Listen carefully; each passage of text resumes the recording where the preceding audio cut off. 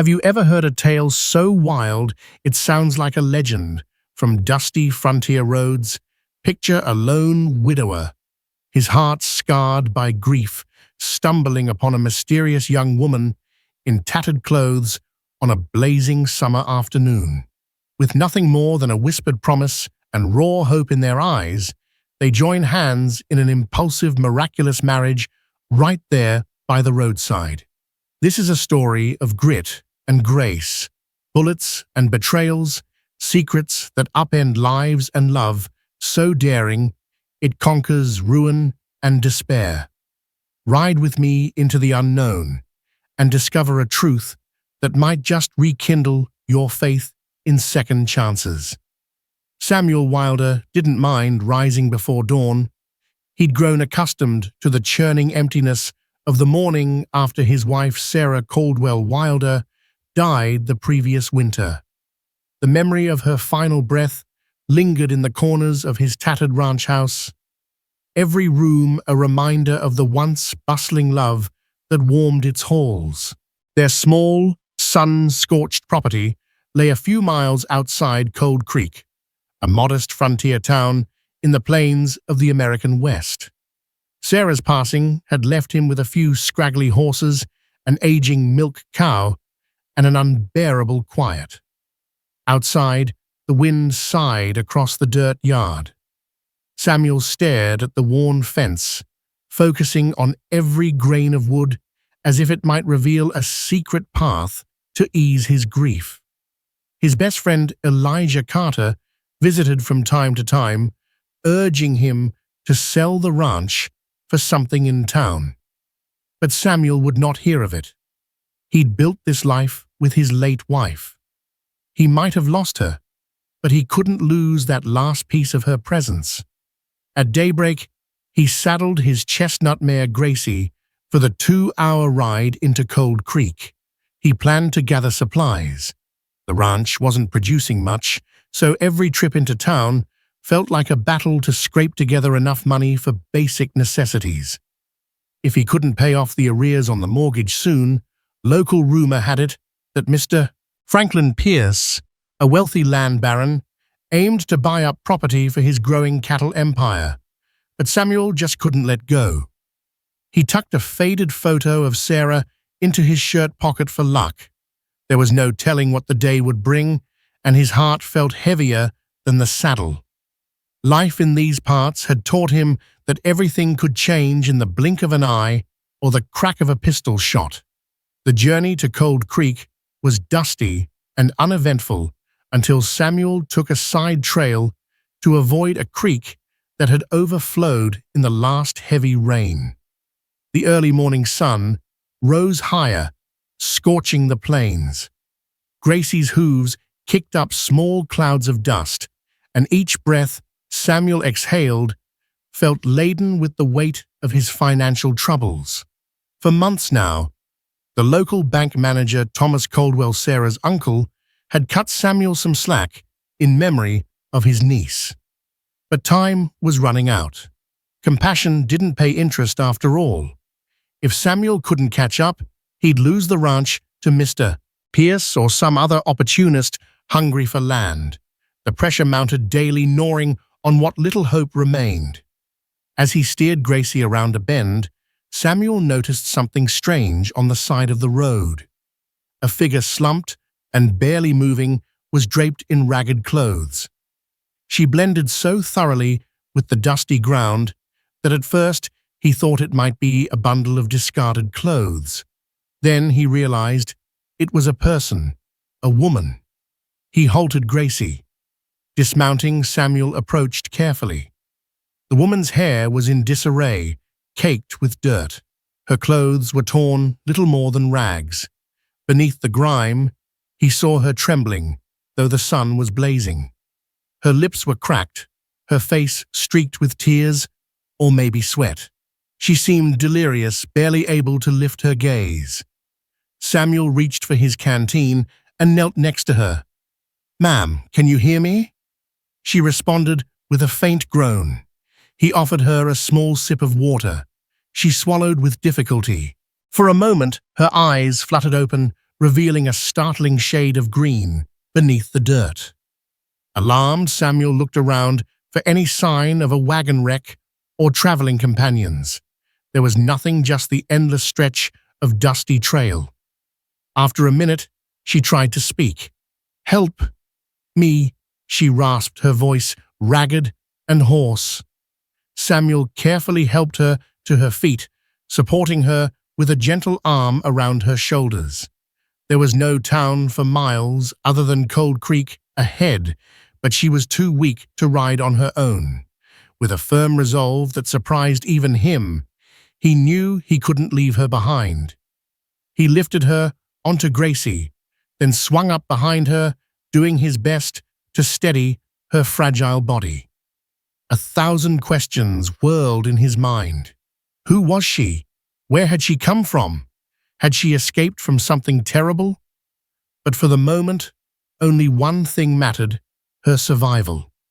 By the time they reached Cold Creek, the woman had slipped in and out of consciousness multiple times. Samuel guided Gracie toward the local doctor's office. Dr. Martin McPherson, a balding, middle-aged man with sharp eyes and gentle hands, stepped onto the porch as they arrived. His nurse, Lily Green, quickly joined him. They carried the woman inside and placed her on a cot. McPherson began assessing her injuries: scrapes, bruises, possibly from a fall or some kind of struggle. Dehydration was likely severe. After a few anxious minutes, the doctor stabilized her with water broth and some mild tonic. Samuel waited hat in hand, pacing the small waiting room. Lily emerged, her expression a mix of relief and curiosity. "She's stable for now. Dr. McPherson is asking if you know anything about her." Samuel shook his head. "Found her by the roadside, half dead." He realized she might have a name. "Was she awake enough to tell you anything?" Lily nodded slowly. "She gave us a name, Rebecca. She said she had nowhere else to go." Samuel's brow furrowed. In a small town like Cold Creek, a new stranger was immediate gossip material. But this story was different. Women didn't just collapse alone on a dusty trail without reason. Something had happened to Rebecca, a tragedy or an escape, or maybe both. Word traveled faster than a desert wildfire in Cold Creek. By lunchtime, the entire town seemed abuzz about the ragged stranger. Sheriff Tyler Jenkins, a tall, stern man in his late 40s, strode into McPherson's office to see if any crime had been committed. The sheriff questioned Samuel briefly, but there wasn't much to say. She was simply alone and near death when found. That afternoon, while the doctor cared for her, Samuel fetched some supplies and tried to visit the bank. Thomas Caldwell listened to Samuel's new reason for delay medical bills for a stranger, but politely reminded him of the overdue mortgage. "I sympathize," Sam Thomas said, with a sigh. "But my hands are tied. You have until the end of the month." Samuel pressed his lips together, forcing a nod. He walked out, shoulders tense, pockets practically empty. Outside, the dusty street was as bright as a tinderbox, and the tension building in his gut felt like another blow from fate. Unable to ignore the pull of concern, Samuel returned to McPherson's office that evening. He quietly slipped into the room where Rebecca lay on a narrow cot. She looked more at peace, though her face was still pale and her arms carried bruises. For a moment, he simply watched her, his heart twisting with sympathy for her predicament and his own. Then her eyes flickered open, meeting his. She studied him, as if trying to place him in this puzzle she'd awakened to. Their gazes locked for several long seconds.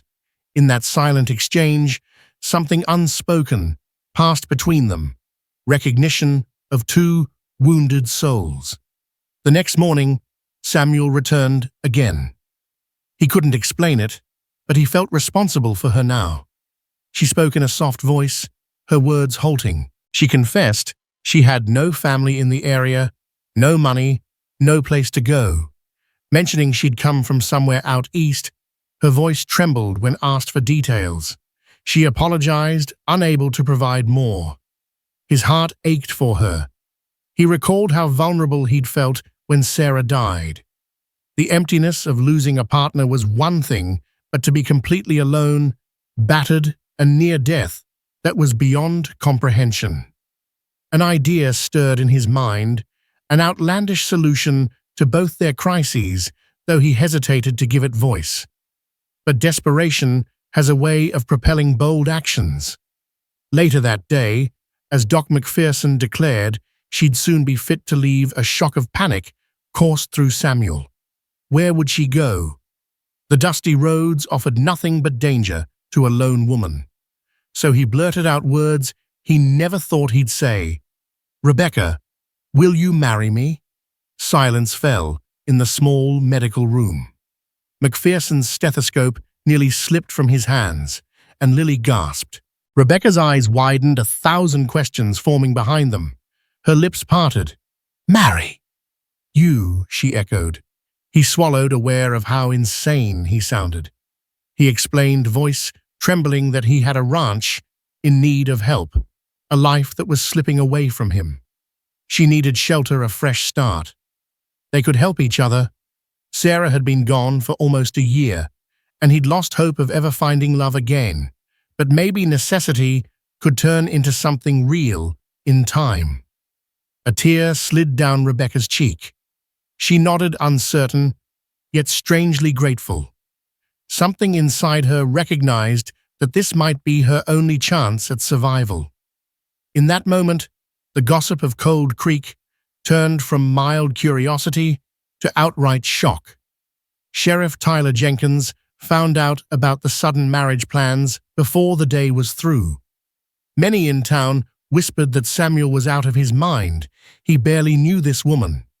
Some warned him that she could be running from a dangerous past. Others claimed she was a gold digger. But Samuel ignored the chatter. He saw something in her eyes, fear, yes, but also honesty. That evening, in the simple confines of the sheriff's office, they obtained the necessary license. Thomas Caldwell, overhearing the news, dropped by, shaking his head in disbelief. "Sam, you're making a rash choice," he muttered. But Samuel set his jaw. "Maybe, but it's mine to make." By next morning, a small crowd gathered behind the doctor's office near a cluster of wildflowers that had somehow managed to thrive in this dusty land. The air smelled faintly of lilac and desert sage. Reverend Thomas Greenlily's father stood ready with a worn Bible. Rebecca wore a hastily donated dress from Beth Jenkins, the sheriff's wife, a simple cream-colored gown that, though slightly large, made her look radiant despite her bruises. Samuel wore the same suit he had once donned for Sarah's funeral, irony that made his heart clench. But as he took Rebecca's trembling hands in his, a sense of renewed purpose stirred in his chest. The wedding was short and understated. The crowd of onlookers included Elijah Carter, Lily Greenbeth, and Tyler Jenkins, a few curious townsfolk, and Dr. McPherson. No music played, except the occasional chirp of a distant cicada. The vow exchange was quiet, almost surreal. Then came the final words, "I now pronounce you husband and wife." In that instant, with the sun's early light bouncing off the surrounding fields, they kissed, awkward, gentle, yet laced with undeniable hope. And just like that, they were married. After the shock of the whirlwind wedding wore off, reality set in. Samuel helped Rebecca onto his mare once more. They rode back to the ranch in near silence, sharing only a few polite words. The gravity of this arrangement loomed like a specter over them both. The ranch, in the day's bright light, looked even more run down than usual. Fences needed repair, the barn's roof sported numerous holes, and dust had settled in the main house. Samuel led Rebecca inside and showed her around. They stepped carefully around uneven floorboards and furniture layered with a fine film of neglect. "This is home," he said, almost apologetically. He set down her small bag, a few borrowed dresses from Lily and Beth, plus some undergarments and a brush. Rebecca's expression was unreadable. She gazed around the stark living area, noticing the fading portrait of Sarah on the mantel. Realizing he had a past that was still painfully present, her heart twinged. He offered her a seat. 1,000 questions hung unspoken in the air. How would they navigate this sudden union? Did either truly believe it could blossom into a marriage built on love, or was this simply a desperate partnership? But words felt insufficient to address such an overwhelming reality. As evening approached, Samuel lit an oil lamp. They shared a modest meal, hard biscuits, salted jerky, a bit of beans he managed to heat over the small stove. It was hardly a wedding feast. Then he showed her the spare bedroom next to his own. After she lay down, he stood in the dimly lit hallway, leaning against the wall. For the first time in months, the house wasn't silent. He heard her breathing through the thin door. It reminded him that despite the storms of life, there was still a flicker of human connection. With that thought, exhaustion finally overtook him.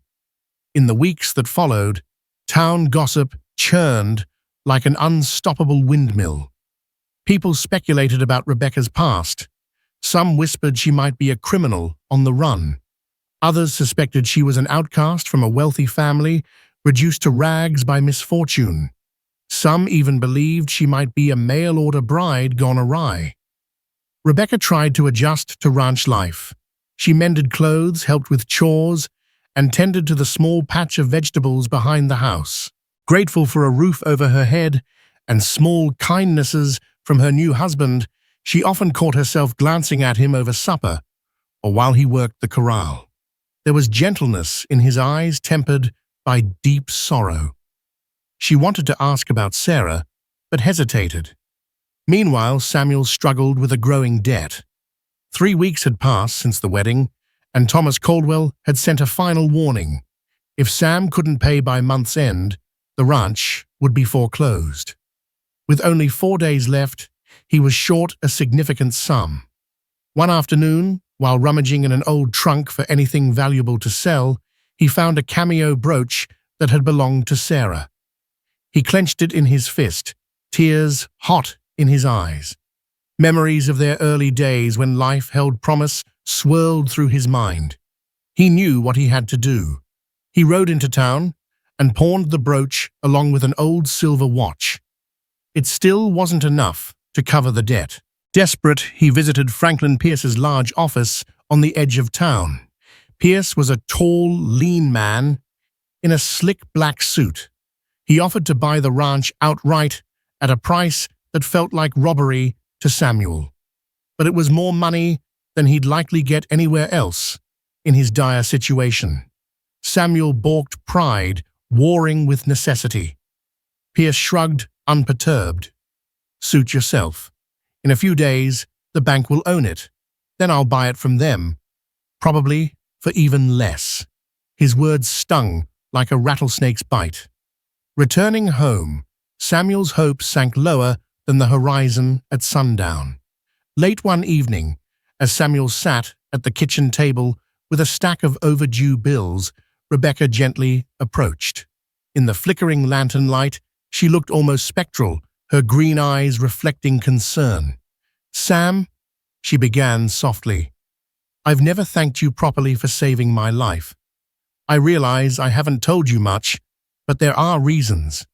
I'm frightened of what might happen if the wrong people find me." He lifted his gaze. Concern and curiosity battled within him. "Who's after you?" he asked gently. Her shoulders tensed. "My father. He's a man with considerable power back east, and he wants to control everything. including me. I ran away. Samuel listened intently, worry tugging at him. Why? She drew a trembling breath. He was forcing me into a marriage with a horrible man, someone his business depended on. My mother died years ago, and since then, I've been a pawn in his ambitions. I had to escape. He placed a hand over hers in quiet sympathy. You're safe here, he said, though he wasn't entirely sure. Their own position was precarious, but seeing her tearful relief, he realized that no matter his financial struggles, he couldn't abandon her. They talked in hushed tones for another hour. It wasn't the entire story, but it was enough for him to understand that Rebecca's father was wealthy and influential, known as Jacob Ellsworth, a name that, if recognized in these parts, could draw exactly the trouble she sought to avoid. Tired and pensive, they eventually turned in for the night. Outside, the wind rattled the old shutters as though foreshadowing the storms yet to come. Morning broke with a glimmer of good news. Elijah Carter, longtime friend of Samuel, rode up with a proposition. He was heading west to a newly opened silver mine and believed there might be a short-term job for Samuel. They're paying good money for hauling supplies and clearing land, Elijah said, dismounting his horse with a grin. Might help you pay off that banknote. Samuel's eyes lit up. It meant leaving the ranch for a fortnight or so, but if the pay was as good as Elijah claimed it could be, the difference between keeping the ranch and losing everything. With the deadline looming in 2 days, though, he'd have to negotiate something with the bank to buy a bit more time. After some fast talking and the reassurance of guaranteed pay from the mine job, Thomas Caldwell reluctantly agreed to a short extension, 2 weeks no more. I expect the total sum plus interest, Thomas emphasized, fiddling with his spectacles. No partial payment. Understood, grateful, yet still under immense pressure, Samuel rushed home to inform Rebecca. She nodded, supportive, but uneasy about him leaving. I understand, she said quietly. We have to do whatever it takes to save this place. Though their marriage was young and unconventional, Samuel saw genuine concern in her eyes. It stirred something in his chest, perhaps the first sparks of genuine affection beyond the necessity that had bound them. The next morning, he packed his saddlebags and set off with Elijah. Rebecca, left alone for the first time since their wedding, stood on the porch, watching him vanish into the dusty horizon. In Samuel's absence, Rebecca settled into ranch chores. Sunrise after sunrise, she fed the animals, patched holes in the chicken coop, and tried her best to maintain the battered homestead. She wore a big straw hat to shield her face, her once delicate hands toughening from manual labor. Loneliness gnawed at her. The nights were worst. Every creak of the old house made her heart jump. She recalled her father's threats. If she ever disobeyed him, the manipulative ways he'd forced her to conform. Had she truly escaped him, or was it only a matter of time before he caught wind of her location? A few of the townsfolk who had initially been skeptical of her now offered small kindnesses. Beth Jenkins came by with extra food. Lily Green brought some fresh linen. Even Thomas Caldwell, while still the stern banker, tipped his hat respectfully when passing on the road. Despite these gestures, a nagging unease took root in Rebecca's mind. What if her father's reach extended this far? She realized how vulnerable she was living, on the edge of nowhere. She had no formal identity papers here, no family ties. Her marriage might have saved her from immediate destitution, but did it protect her from the shadows of her past? One scorching afternoon, Rebecca was gathering eggs from the chicken coop when she heard a wagon rumble up the dirt path. Startled, she peered around the side of the barn. A tall man in a black coat, clearly not a local, was stepping down from a fancy dark wagon. Another man, just as sharply dressed, remained in the driver's seat. Heart thudding, she approached cautiously, forcing a neutral expression. "Afternoon," she greeted, adjusting the brim of her hat. The man smiled thinly. "Good day, ma'am. I'm looking for a woman named, well, I'm told she goes by Rebecca. Might that be you?" She hesitated, her heart skipping. "I'm Rebecca Wilder," she said, voice steady. The ring on her hand glinted in the sun, a reminder of her new identity. He tipped his hat politely. "I'm James Cook, a friend of your father, Mr. Jacob Ellsworth. He's concerned about your welfare, especially after your disappearance. I've been traveling quite far to bring you back safely." Rebecca's pulse hammered. "My father no longer has any claim on me. I'm married now, and I'm not returning east," she said, stepping back. James Cook's expression hardened. "Ma'am, with all due respect, you may not have a choice in the matter. Your father has influence resources and he wants his daughter returned. If you come quietly, we can avoid any trouble." A swirl of panic erupted in Rebecca's chest. She remembered the bruises she'd once endured, the threats, the stifling oppression. "No," she repeated firmly, stepping back further. "Leave now. This is private property." James Cook shrugged and took a step forward. The second man hopped down from the wagon, looming behind him. "We'll be staying in town for a few days." Mrs. Wilder James said, his voice dripping with menace. "I urge you to reconsider. Otherwise, I'll be forced to act under your father's directives." She watched in numb terror as they climbed back onto the wagon and rattled away toward the road. A sudden wave of dizziness washed over her. Everything she'd hoped to leave behind had found her at last.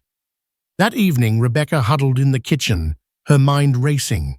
She scribbled a quick note to Samuel, hoping Elijah would pass it along, or that someone traveling near the mine could deliver it. She needed him home, needed to warn him of the men sent by her father. The bank deadlines and finances seemed trivial compared to the threat that had arrived on their doorstep. Alone, she tried to plan. She considered running again, but that would mean abandoning Samuel to lose the ranch.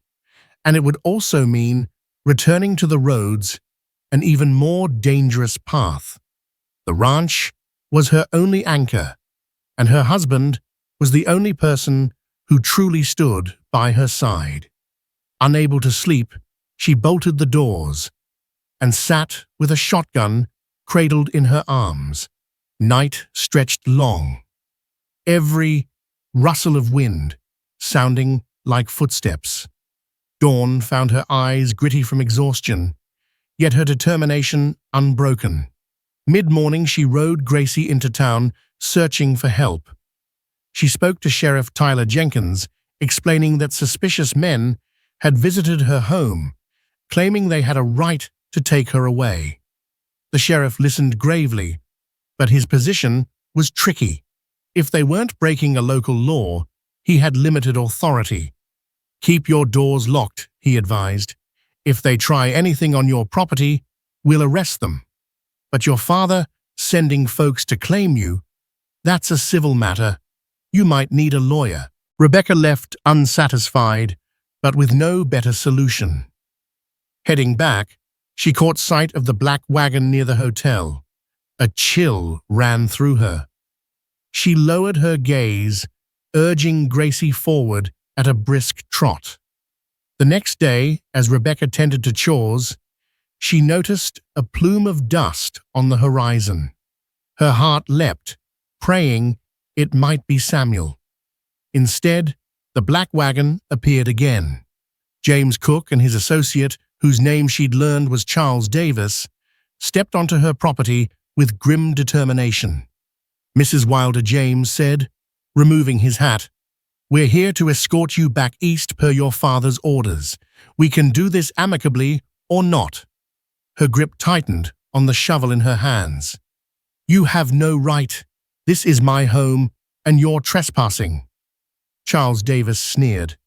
"A quick telegram could bring the law on our side, especially with your father's influence." terror mingled with anger. She brandished the shovel. "Get off this land." Her voice trembled, but resolve steadied her stance. James Cook put up his hands in a mock gesture of surrender. "Very well. We'll take our leave. But we'll be back. This is only a courtesy visit." They returned to their wagon. But before climbing in, Charles glared at Rebecca, muttering, "Next time we won't ask nicely." She watched them drive away, her breath ragged. She'd never felt so vulnerable, and the silence after their departure only amplified the pounding of her heart. Where was Samuel? Would he return in time? Days passed with no word from Samuel. The 2-week extension was nearly up. Rebecca alternated between dread of foreclosure and fear of her father's men. She prayed Samuel would show up soon, hopefully with enough money to settle the debt and face this new threat together. Finally, at sunset, on the 14th day, a lone rider emerged from the direction of Cold Creek. Dusty, exhausted, but resolute, Samuel dismounted in front of the ranch house. Rebecca ran toward him, relief and tears welling up, surprising them both by hugging him fiercely. He sensed her distress immediately. "Becca, what happened? Your letter only reached me yesterday, and I rode straight back." She quickly recounted the visits from James Cook and Charles Davis, her father's emissaries. As she spoke, Samuel's jaw tightened. He had endured a grueling 2 weeks of backbreaking labor in the mines, returning with barely enough money to pay off the mortgage, but he hadn't imagined stepping into this fresh storm. "I won't let them take you," he said firmly, cupping her cheek. "You're my wife now." Her eyes welled with tears. "They're dangerous, Sam. My father can twist the law if he wants to." Samuel's eyes flickered with grim resolve. "Then we'll fight with everything we have. But first, let's settle the ranch issue. If we lose the ranch, we'll have nothing." He led Gracie to the barn.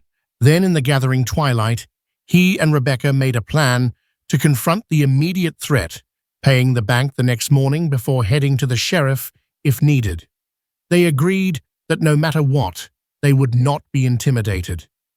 For the first time since their hasty wedding, they felt united and by a common purpose larger than mere survival. Early the next day, they headed into Cold Creek. Samuel carried the money he'd earned, silver coins jingling in a burlap pouch. Rebecca rode alongside him, eyes scanning the streets for the black wagon. Thomas Caldwell greeted them at the bank with a mixture of surprise and relief. It wasn't common for families in dire straits to pull themselves back from the brink. After methodically counting the payment, Thomas nodded. "Congratulations, Sam. This covers your debt in full plus interest." Samuel breathed a sigh of immense relief. The ranch was safe for the moment. He shook the banker's hand. Thomas cleared his throat. I'm sorry if I was hard on you, but business is business.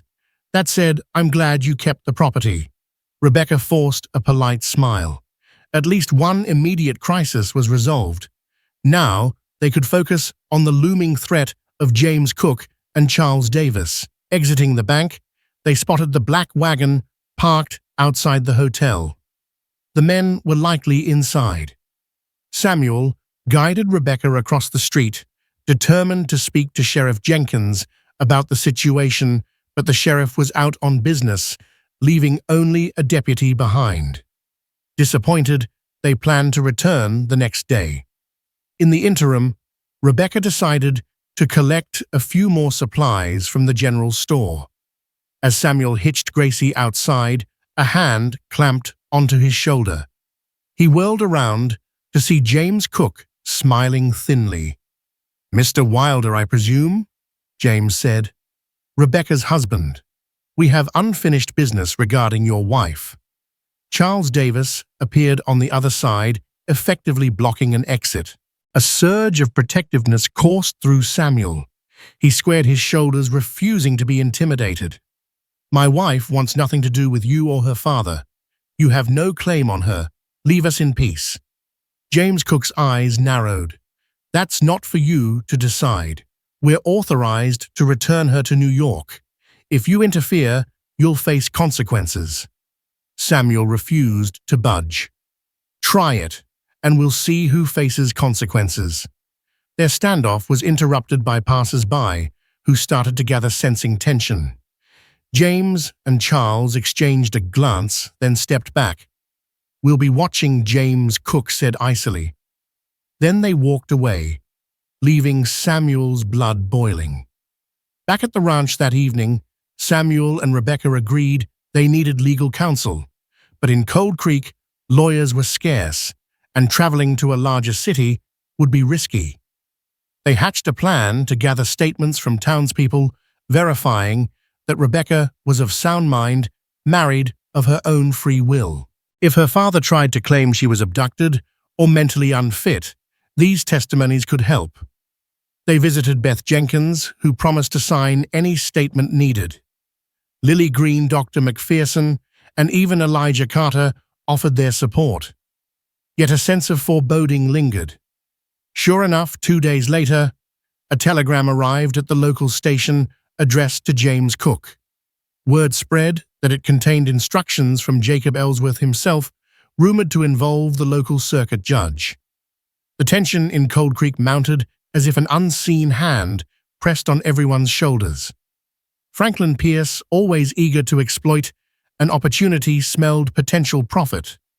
He quietly reached out to James Cook, offering discreet assistance if he could somehow leverage the chaos to persuade Samuel to sell. Meanwhile, Sheriff Jenkins returned to town, learning of the tension. He assured the couple, as long as she's a legal adult and not wanted for any crimes, there's nothing these men can do unless a judge from back east issues a mandate. If that happens, we'll have to see about jurisdiction. Rebecca's face paled. "My father might do that," she whispered, her voice trembling. Samuel draped an arm around her. "We won't give up," he murmured, but worry lined his face. Even in the Wild West, money and influence spoke volumes. Amid the fear and turmoil, something unexpected began to blossom. Each night, after bolting the doors and windows, Samuel and Rebecca found solace in each other's presence. They'd share a simple meal, talk about their day, and occasionally exchange hesitant smiles. One evening, Samuel brought out a small piece of lace he'd found among Sarah's things. "She'd never worn it," he said quietly. "But maybe you could use it for something." Rebecca gently touched the delicate lace, her eyes filling with tears. "Thank you," she whispered. "That means a lot." They lingered by the flickering lantern, a silent understanding passing between them. They had both lost parts of their past that could never be reclaimed. But in each other, they found a fragile sense of belonging that slowly, day by day, felt less forced. At times they were overcome by the weight of what loomed her father's men, potential legal entanglements, but for those brief moments in the hush of the evening, it was just the two of them, forging a tenuous connection that might one day become love. A week later, tension exploded like a loaded pistol. One morning, as Rebecca and Samuel stepped onto the porch, they found James Cook and Charles Davis waiting, accompanied by a figure in a formal suit who introduced himself as Judge Harold Mitchell, sent from a nearby jurisdiction, brandishing documents stamped with official seals. James Cook held up the papers. "Under the authority of Judge Mitchell, we demand you release Mrs. Rebecca Ellsworth, your so-called wife, to our custody." The judge cleared his throat. "These affidavits indicate that Ms. Ellsworth is a ward under her father's guardianship due to certain mental instabilities." Rebecca's eyes flared with shock and anger. "That's a lie," Samuel fumed, stepping forward. "No such thing. She's my lawfully wedded wife, and she's no ward to anyone." Judge Mitchell adjusted his spectacles. "These documents paint a different story. They suggest Miss Ellsworth pardoned Mrs. Wilder ran off under undue influence. If this is false, you must prove otherwise in a formal hearing. But I see no evidence to refute these claims. Rebecca trembled with fury and fear. We have sworn statements from people in town who witnessed our wedding and can attest to my sanity. Cook smirked. Your father's wealth and reputation speak louder than a few townsfolk, I'm afraid. Samuel clenched his fists. We'll see about that. He glared at the judge. We want a hearing in Cold Creek with the sheriff and the townspeople's testimonies. Mitchell hesitated, aware that traveling to the city might be simpler, but the local outcry had grown. He finally agreed to hold a preliminary hearing in 2 days at the sheriff's office, warning them that they'd need solid evidence of her free will. As the men mounted their wagon and left, Rebecca turned to Samuel, desperation shining in her eyes. Sam, if they twist the law, I might lose. I can't go back to that life. He pulled her close, heart hammering. We won't let that happen, I swear. Over the next 48 hours, Samuel and Rebecca worked tirelessly, gathering testimony from anyone who had seen them marry or who had interacted with her, and could vouch for her sound mind and independence. Beth Jenkins and Lily Green wrote heartfelt letters detailing Rebecca's daily life, her competence, and her willingness in marriage. Dr. McPherson attested to her mental health. Sheriff Jenkins himself agreed to speak in support, stating that no evidence existed to suggest she was being coerced or was unstable. Elijah Carter, who had served as a witness to the wedding, prepared a statement. Even Thomas Caldwell, initially skeptical, offered a succinct note, verifying the financial arrangements and that Rebecca had participated in bank proceedings of her own volition. Meanwhile, tension in Cold Creek simmered. Many townsfolk resented outsiders trying to impose their will, especially a powerful father from far away. Franklin Pierce remained neutral publicly, but Samuel suspected he was sniffing for an angle. Rebecca felt torn between relief at the support and terror that it might still not be enough. Every letter, every signature was a prayer that justice wouldn't be bought off or twisted. Samuel stayed close, fiercely protective, offering her whispered reassurances when the dread threatened to consume her. The makeshift hearing convened in the sheriff's office, an unassuming wooden building with a single, small room that served as both courthouse and jail when needed. Judge Mitchell sat at a sturdy table, flanked by James Cook and Charles Davis on one side and the Wilders Plus supporters on the other. Dozens of curious townsfolk crowded outside, peering through windows. Judge Mitchell opened the proceedings by reading the official claims that Jacob Ellsworth declared his daughter mentally unfit subject to forced marriage and thus demanded her return. The judge glanced at the stack of local testimonies with mild skepticism. One by one, supporters of Rebecca stepped forward, describing how she'd settled in Cold Creek, performed ranch chores, interacted freely with neighbors, and displayed no signs of mental instability or coercion. Dr. McPherson testified that while she'd been dehydrated upon arrival, she was of sound mind and body. James Cook cross-examined each with condescending questions.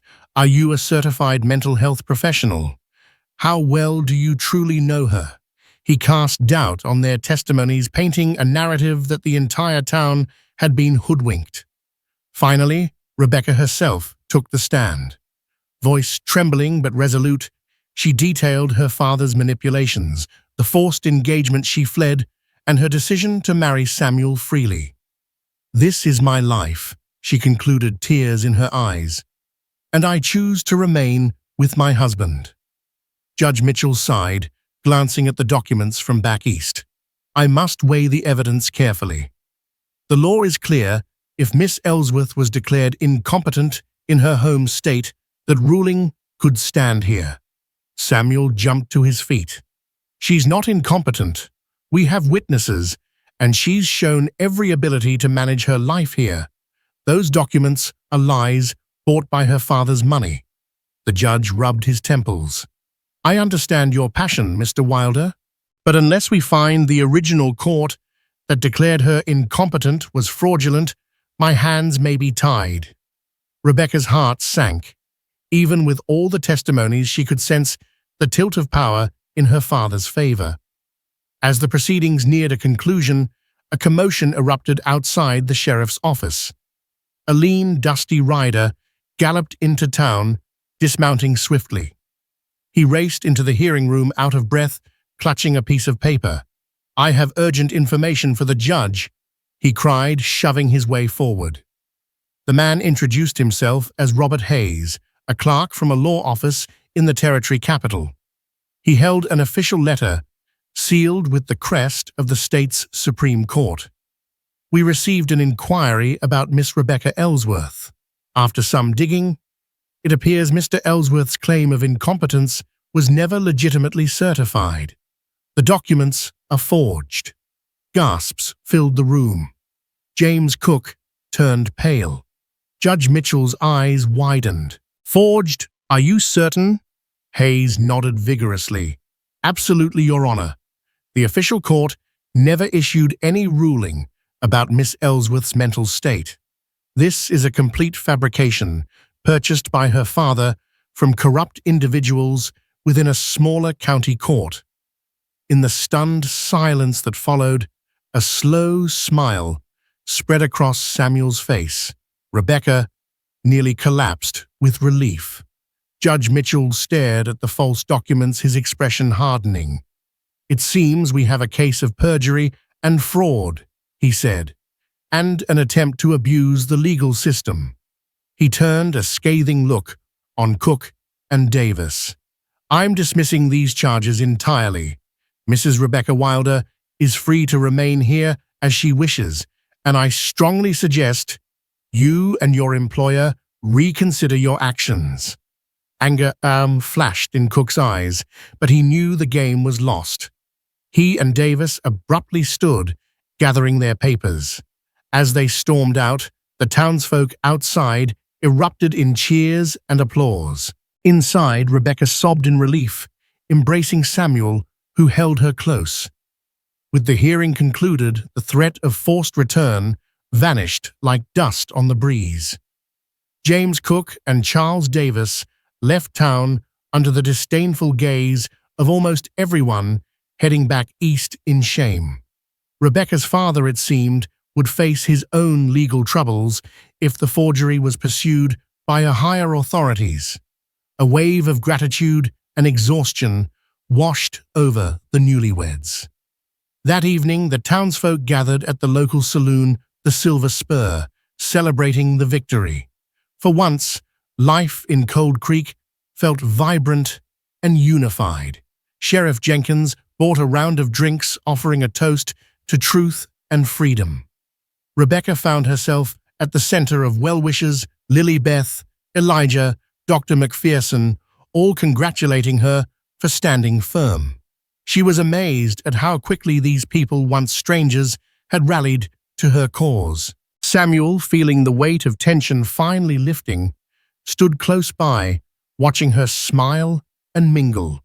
He caught her eye, and in that moment he realized that though their marriage had begun as a desperate act, his feelings had grown deeper. Seeing her safe and happy made his heart soar. As the gathering wound down, they slipped away together, riding back to the ranch under a sky strewn with stars. The air felt charged with possibility. For the first time, they could truly imagine a future together, one built not on fear, but on genuine affection and partnership. In the days that followed, peace settled on the ranch like a gentle sunrise. Samuel and Rebecca continued mending fences, both literal and metaphorical. They worked side by side, repairing the barn roof, planting new crops, and reintroducing small improvements to the house. One balmy afternoon, while feeding the horses, Samuel noticed Rebecca humming a tune. Her face seemed alight with contentment. He approached, placing a gentle hand on her shoulder. She turned a warm smile on her lips. "You're in good spirits," he observed softly. She shrugged, eyes sparkling. "For the first time in a long while, I feel free. I'm no longer running, no longer terrified that I'll be dragged away. And, well, I owe it all to you, Sam." He brushed a stray curl from her forehead, every nerve in his body humming with affection. "I only did what any decent man would do, but I'm glad you found your peace here." Their eyes locked, and the pull between them felt undeniable. Slowly, he leaned down, pressing his lips to hers in a gentle kiss that quickly deepened, fueled by everything they'd been through together. When they finally drew apart, their breath mingled in the warm ranch air. They stood there for a long while, understanding that what had begun in desperation had transformed into something real and precious. Despite the calm, a subtle worry lingered. Franklin Pierce still had ambitions to buy up land around Cold Creek, including the Wilder Ranch, if he could. Though the mortgage was paid, Pierce tried other tactics, raising the price of feed, pressuring neighboring ranchers to sell, and hiring men to scare off local farmers. One evening, Pierce visited the Wilder Ranch uninvited, strolling onto the property with his polished boots and smug grin. He tried to persuade them to sell, with promises of a generous sum, enough to buy a fine house in town, or even move to a more prosperous region. Samuel folded his arms, resolute. "This land is ours. We're not selling." Pierce gave a condescending chuckle. "You might find ranching too tough for a couple who are new to the game, especially if feed prices go higher. Might be you regret turning down a sure profit." Rebecca, standing by Samuel's side, fixed Pierce with a steely glare. "We'll manage, and if you try anything dishonest, we'll bring the law down on you." Pierce's lips twisted into a faux smile. "I'd never dream of breaking the law." With that, he tipped his hat and left. Yet his threat hung in the air as if he'd sown seeds of trouble that might sprout unexpectedly. Life on the ranch demanded hard work and resilience. As the weeks rolled by, Rebecca and Samuel faced the daily grind, fixing fences, tending crops, feeding livestock. Their shoulders ached, their hands blistered, but they pressed on. Arguments occasionally flared, small clashes over chores or finances. Sometimes Rebecca grew frustrated, missing simpler comforts. Samuel, too, wrestled with the memory of Sarah, guilt creeping in when he realized he was truly moving forward with Rebecca. Each time, though, they found a way to talk it out, forging a deeper understanding. One night, a fierce thunderstorm battered the land, lightning illuminating the sky, thunder rattling the windows. The barn door flew open in the gale, sending them racing out into the deluge to secure it. Rain soaked them to the skin, mud caking their boots, but in the midst of the chaos, they found themselves laughing. They managed to wrestle the door shut, lightning flashing to reveal their faces, inches apart. In that moment, the storm raging around them seemed insignificant compared to the warmth in each other's eyes. Back inside, sopping wet, they huddled by the hearth. He wrapped a blanket around her shoulders, pressing a tender kiss to her forehead. The storm outside roared, but within these walls, the comfort of their bond prevailed. Late summer arrived, and with it came signs of hope. A small harvest of vegetables, a few new calves from the neighbor's bull, and better morale overall. Samuel sold enough produce and livestock to hold steady. They began discussing modest expansions, a new chicken coop, a better well pump. Rebecca had grown more confident in ranch life. She even learned to ride properly, galloping across the fields with a sense of liberation. On one of these rides, she paused at the crest of a hill, taking in the sprawling land. A surge of gratitude filled her. She remembered the first time she lay half dead by the roadside, then the terrifying threats from her father's men. Now she was here alive, loved and forging a new identity as a rancher's wife. That evening, she and Samuel sat on the porch, watching the setting sun paint the sky in pinks and golds. She reached over, lacing her fingers with his. "I never thought I'd say this," she murmured, "but I love this land. I love the life we're building." He squeezed her hand gently, his voice thick with emotion. "I do too. And well, I'm also learning I love you." She turned, eyes glistening with happy tears. "I love you, Sam." A quiet, profound joy settled over them, like the hush of dusk, a shared understanding that they were no longer two strangers bound by necessity. They were partners in every sense, forging a future nobody else had imagined. One afternoon, a neighboring rancher, John Milner, arrived in a panic. He explained that Pierce had bullied several smaller farms into selling, leaving the Wilders, and a few others the last holdouts. There were rumors Pierce hired rough men to sabotage water supplies and corral fences, driving owners to desperation.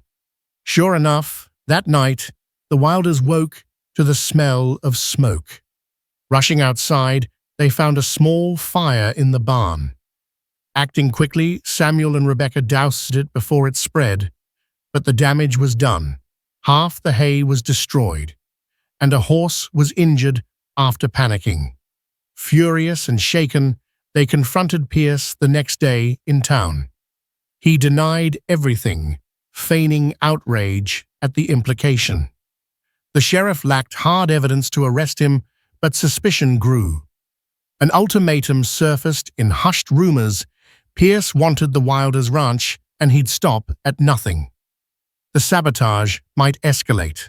So Samuel prepared the place for an onslaught, reinforcing doors, gathering a few firearms for defense, and coordinating with neighbors to keep watch at night. Rebecca's stomach churned with fear, but she stood by Samuel's side. They'd faced threats before, and they wouldn't cower now. On a moonless night, several masked men crept across the Wilder ranch. But they weren't as stealthy as they believed. A watchful neighbor spotted them and sounded a warning. Samuel and Elijah Carter, rifles in hand, intercepted the trespassers near the barn. Shots rang out, in the dark, muzzle flashes lighting up the night. The men scattered, but one was wounded, collapsing to the ground. When the dust settled, the sheriff arrived with a posse to find the wounded man. Under questioning, he confessed to working for Franklin Pierce, paid to encourage the Wilders to sell. Pierce was promptly arrested, his scheme exposed. In the aftermath, the folks of Cold Creek demanded justice, with multiple ranchers testifying to threats and sabotage the evidence stacked against Pierce. He was convicted of conspiracy and attempted arson, leaving him a pariah in the region. For Samuel and Rebecca, the danger that had haunted them for months had finally ended. The ranch, though battered, remained theirs, and the dark cloud of intimidation dissipated. As autumn rolled in, the once parched land showed hints of new growth from scattered rains. Samuel and Rebecca walked hand in hand through the fields, discussing the plans for the next planting season. Despite the hardships, the ranch now felt like a sanctuary, born of adversity, but sustained by resilience. They paused by a weathered fence post where a few new wildflowers had sprouted, vibrant against the dusty backdrop. He turned to her, brushing a thumb across her cheek. "This is what we've been fighting for," he said softly. "A life that's ours, free from fear." She nodded, her eyes sparkling. "Yes, and I'm grateful every single day that you saved me by the roadside." He shook his head, smiling. "You saved me too, in your own way. I was drowning in my grief. You brought me back to life. The wind brushed past them, carrying the promise of cooler days. Their union, forged from desperation, had become a bulwark against sorrow, deceit, and greed. Now, standing in the gentle sunlight, they realized their love story was only just beginning. In the end, Samuel Wilder and Rebecca Ellsworth Wilder found something far more valuable than a mere respite from their troubles. They discovered genuine love. Their impulsive roadside marriage, driven by desperation and hope, blossomed into a partnership built on respect, support, and unwavering devotion. From battling a power-hungry land baron to confronting the oppressive control of a ruthless father, they stood side by side against every storm, every whispered threat, and every blazing firearm. Their tale reminds us that sometimes the greatest fortune is forged in hardship, and destiny can be rewritten by the bravest of hearts. If you enjoyed this gripping saga of resilience and romance on the dusty trails of the frontier, please show your support. Like this video, share it with friends who need a dose of hope, and subscribe to our channel for more inspiring stories that prove courage and love can conquer all. Thank you for watching.